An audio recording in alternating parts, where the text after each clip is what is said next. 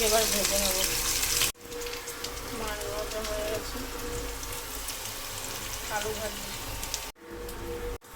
তেল দিয়েছি, তেলের মধ্যে আদা দিয়েছি, গোটা গরম মশলা আর কালো জিরে।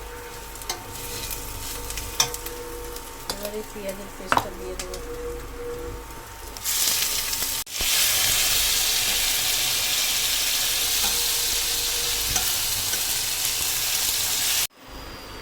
তো পেঁয়াজের মধ্যে এই যে মশলাটা, এটা দিয়ে দিয়েছি, লবণ, হলুদ আর কাশ্মীরি লঙ্কার গুঁড়ো আর ধনে গুঁড়ো দিয়েছি। তো এটাকে কষিয়ে নেবো, তারপর আলুগুলো দিয়ে দেবো।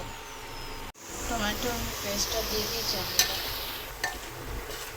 আর যে মশলাটা ছিল সেই জলটা একটু হালকা দিয়েছি, এর মধ্যে দিয়ে কষাচ্ছি। দেখো লাল লাল রঙ হচ্ছে।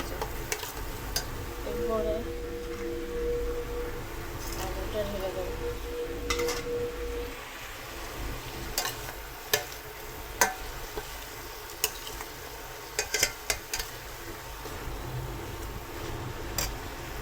এবার আমি এটা কষাতে থাকবো, তারপরে জল ঢেলে দেবো।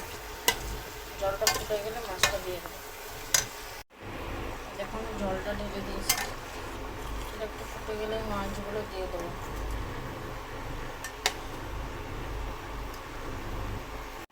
মাছগুলো দিয়ে দিয়েছি, দেখো।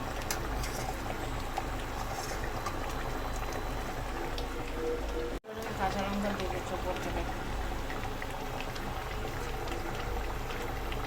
একটু ধনে পাতা দিয়ে দিয়েছি।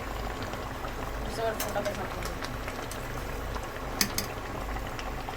প্রথমে এটাকে একটু বাল করতে থাকবো, তারপরে ফাইনাল টাচ দেখাচ্ছি।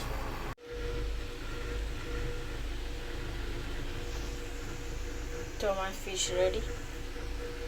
ভিডিওটা ভালো লাগলে লাইক কমেন্ট শেয়ার করে সাবস্ক্রাইব করুন।